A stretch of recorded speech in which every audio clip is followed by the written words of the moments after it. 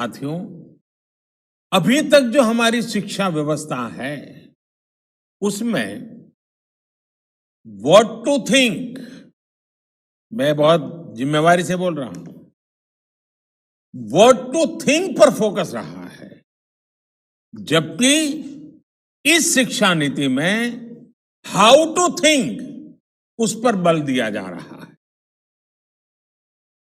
ये मैं इसलिए कह रहा हूं कि आज जिस दौर में हम,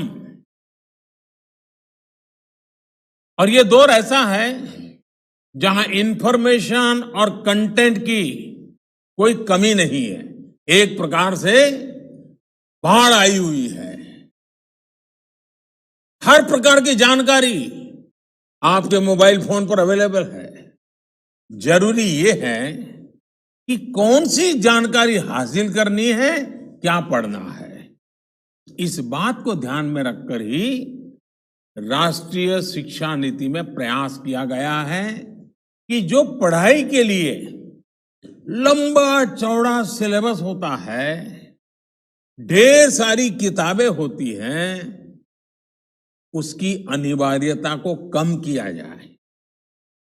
अब कोशिश ये है कि बच्चों को सीखने के लिए inquiry based, discovery based, discussion based और एनालिसिस बेस्ड तरीकों पर जोर दिया जाए।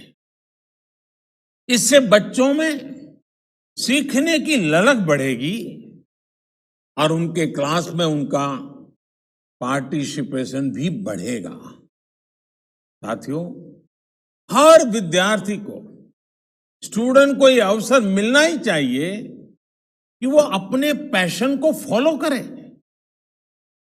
वो अपनी सुविधा और जरूरत के हिसाब से किसी डिग्री या कोई कोर्स को फॉलो कर सके, और अगर उसका मन करे तो वो छोड़ भी सके।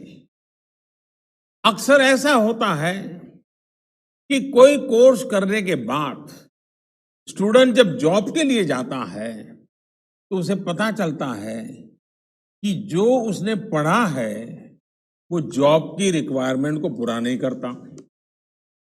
कई स्टूडेंट को अलग अलग वजहों के से बीच में ही कोर्स छोड़कर जॉब करनी पड़ती है। ऐसे सभी स्टूडेंट्स की जरूरतों का ख्याल रखते हुए मल्टीपल एंट्री एग्जिट का ऑप्शन दिया गया है। अब स्टूडेंट वापस अपने कोर्स से जुड़कर अपनी जॉब रिक्वायरमेंट के हिसाब से ज्यादा इफेक्टिव तरीके से पढ़ाई कर सकता, लर्न कर सकता है। इसका एक और एस्पेक्ट है, जब स्टूडेंट्स को यह भी स्वतंत्रता होगी कि अगर वो कोई कोर्स बीच में छोड़कर दूसरे कोर्स में प्रवेश लेना चाहे तो वो कर सकते हैं। इसके लिए वो पहले कोर्स से एक निश्चित समय तक ब्रेक ले सकते हैं और दूसरा कोर्स ज्वाइन कर सकते हैं। हायर एजुकेशन को स्ट्रीम से मुक्त करने,